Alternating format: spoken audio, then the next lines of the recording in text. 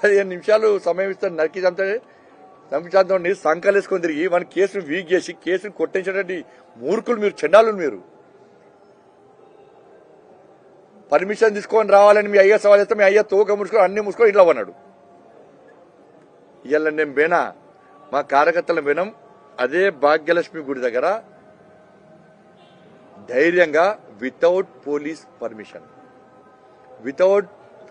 Permission నీ ప్రభుత్వమే ఉంది, నీ ప్రభుత్వం అనుమతి లేకుండా ధైర్యంగా పోయి భారత్ మాతాకి జై అని చెప్పి ఇదే పాత బస్తీ గడ్డ మీద గర్జించిన గాండ్రించినటువంటి పార్టీ భారతీయ జనతా పార్టీ.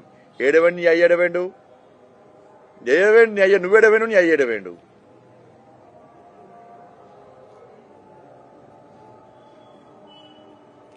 ఇలా మేము ధర్మం గురించి మాట్లాడుతున్నాం కాబట్టి మీ అయ్యతోని నీ బూతు పేపర్లో నేనే నిక్కార్సైన హిందువు, నిజమైన హిందువు అని కాషాయ వస్త్రాలు వేసుకొని నీ అయ్యతోని హిందువు అనిపించిన ఘనత భారతీయ జనతా పార్టీ.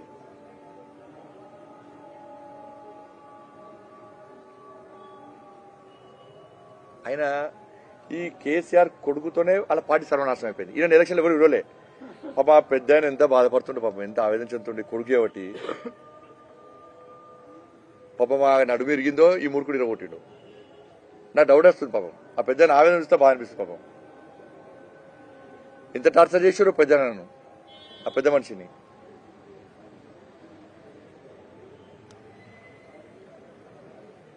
ఎంత అహంకారం అంటే ఇంకా అహంకారం పోతలేదు. ఇంకా పైనుంచి ఊడిపడ్డాడు. నీకు రాజకీయాలు నీకేం తెలుసు, ప్రజల బాధలు నీకేం తెలుసు. నువ్వు పారాషూట్ లీడరు, నువ్వు ఫెయిల్యూర్ కొడుకు. పారాషూట్ లీడరు, పైకి ఉడిపడ్డ పారాషూట్ లీడరును, ఫెయిల్యూర్ కొడుకువు నువ్వు. నేను కాదు, మా అయ్య పేరు చెప్పుకొని రాలే, నేను మా తాత పేరు చెప్పుకొని రాలే. కిందికి గ్రౌండ్కి వెళ్ళి కొట్టాడి లాఠీ దెబ్బలు తిని కేసులు భరించి జైల్లోకి పోయి జీవితాన్ని సర్వనాశనం చేసుకొని ఈరోజు సమాజం కోసం పనిచేస్తున్నాను నేను.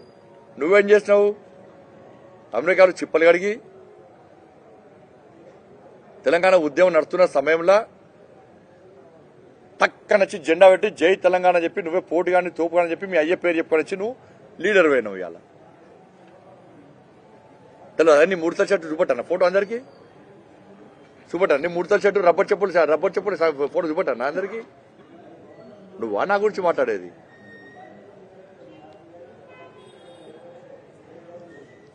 రమణ్, మీ అయ్య రమణ్ సవాల్ చేస్తున్నా. రమణ్, తెలంగాణ రాష్ట్ర అభివృద్ధి గురించి కానీ కరీంనగర్ పార్లమెంట్ నియోజకవర్గ అభివృద్ధి గురించి అని మీ అయ్యేస్తే చలో వెమ్లవాడ గుడి దగ్గరన, కొండగట్టు గుడి దగ్గరన నేను చర్చకు సిద్ధం.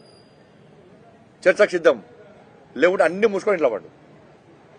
నీ అహంకారం మీద చూపడితే ఎవ్వడు ఒక్కడు. ఇంకా అధికారం అనుకుంటున్నావు బిడ్డ. పిలిచి లోపడు పిలిచేటి అలా 10 మందిని పిలిచి బండి సంజయ్ మీద దొంగ వీడియో తయారు చేయనటాడు. ఈ పంట మడతాం, బట్టలు కూడా కొడతాం, ఒక్కొక్కని బట్టలు కొడతాం. మీ జాగిరి కాదు ఈడ అవ్వండి, నీ కుటుంబ జాగిరి కాదు ఈడ. దొంగ వీడియోలు తయారు చేస్తే ఊకునే పరిస్థితి లేదు ఇప్పుడు. నీ ప్రభుత్వం ఉందనుకుంటున్నావు. ఇంకా దొంగ వీడియో తయారు చేస్తాడు. దొంగ వీడియోలు మీ బతికే కాదు, దొంగ బతికే, మీ దొంగ బతికే. అన్ని అబద్ధాల బతుకు, మోసపూరితమైన వాగ్దానాల బతుకు.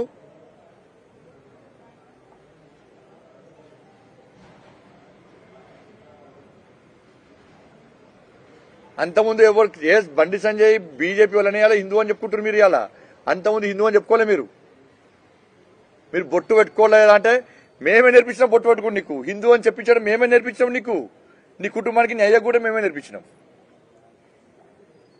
అంతా మీ అయ్య హిందూ అని చెప్పుకున్నాడా? హిందూ కానీ బొంద పెట్టిర్రు. దాని దమ్మెంతో చూపెట్టినాం. ఎన్నికల్లో గెలిచాం.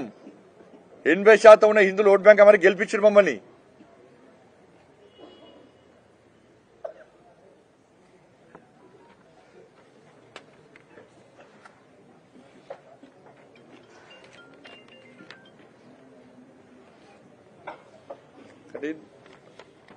నోరు హద్దులు పెట్టుకోమంటారు. అహంకారం పనికిరాదు మనిషికి. అహంకారానికి పనికిరాదు మనిషికి. ఇలా ఎవరు పనులు చేస్తే ఎవరు కొబ్బరికాయ కొడుతున్నారు, ఎవరు ఎన్ని వేల కోట్ల నిధులు తీసుకొచ్చారో ప్రజలకు తెలుసు. మొన్నటి దానికా అధికారులు మీ చెప్పు చేతులు ఉన్నారు కాబట్టి కనీసం అధికారులను చెప్పనిచ్చే పరిస్థితి లేదు. అధికారులు చెప్పిందే మీడియాలో వస్తుంది, మీడియాలో కూడా వచ్చే పరిస్థితి లేదు. నిధులు తీసుకొచ్చింది మేము, అభివృద్ధి చేసింది మేము, కొబ్బరికాయలు కొట్టింది మీరు, అభివృద్ధిని అడ్డుకున్నది మీరు. ఇప్పటికైనా అహంకారం పనిచేరి మీ ప్లేస్ థర్డ్ ప్లేస్, మీకు డిపాజిట్ రాదు. మీ పార్టీ నాకు ఘర్కా నాకు ఘాట్కా. అరే ఇక్కడ లేదు అక్కలోనికి నీకు ఎందుకు ఓట్లు ఎందుకు వేస్తారు ప్రజలు చెప్పరు. నీకు వేస్తే ఏమొస్తుంది? మళ్ళీ గవే లేఖలు రాసుడే కదా. నువ్వు 1,00,000 లేఖలు రాస్తే ఏమొచ్చింది? ఇవాళ ప్రజలు బండి సంజయ్ గెలిపిస్తున్నాయి కదా, 2,000 కోట్ల రూపాయలు తీసుకొచ్చింది. చెప్పుకునే అవకాశం లేకుండా, ఎందుకంటే మొత్తం మళ్ళీ చెప్తున్నాయి కదా, అధికారులు మీ వాళ్ళే, మీ బెదిరించే వాళ్ళే. అధికారులు చెప్పిందే పేపర్లు వస్తుంది. గిదే ఎగ్జాంపుల్ 154 కోట్ల రూపాయలు తీసుకొస్తే అధికారులను బెదిరించి చట్ బండి సంజయ్ పిలవద్దని చెప్పి నేను లేదు కొబ్బరికాయ కొట్టారు. ఇది ఉదాహరణ కాదా? ఇది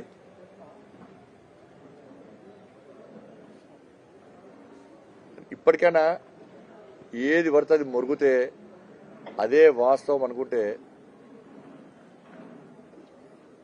రోడ్ల మీద తిరగవు. రాసి పెట్టుకో, నీ రోడ్ల మీద తిరగవు. నీ అహంకారాన్ని ఎట్లా తీస్తామో చూడు. ఇప్పుడు నీ అహంకారాన్ని ఎట్లా తీస్తామో చూడు. నీ అహంకారంతో మీ పార్టీ స్మాష్ అయిపోయింది, మొత్తం ఓటైపోయింది నీ అహంకారంతో. ఎన్నికల ప్రచారం పిలవడానికి భయపడ్డారు. నేను వీళ్ళ ఏం వాగుతాడు, ఏది పడుతుంది వాగుతాడు, ఆయన ఫేస్ చూస్తేనే అహంకారం. ఈయన తోడు ఉంటా మొత్తం ఇప్పటికే ఉల్టా అయిపోయింది, పార్టీ మొత్తం సర్వనాశనం అయిపోయింది. ఎవడి కూడా నేను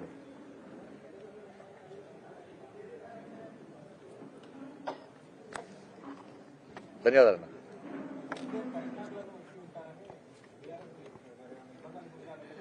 కేసీఆర్ ఉండండి, వద్దు, ఆయన ఇష్టం. నేను కదా ఆయన కన్వీనర్ పాస్పోర్ట్ వస్తాను అవునా, ఆయన ఇష్టం.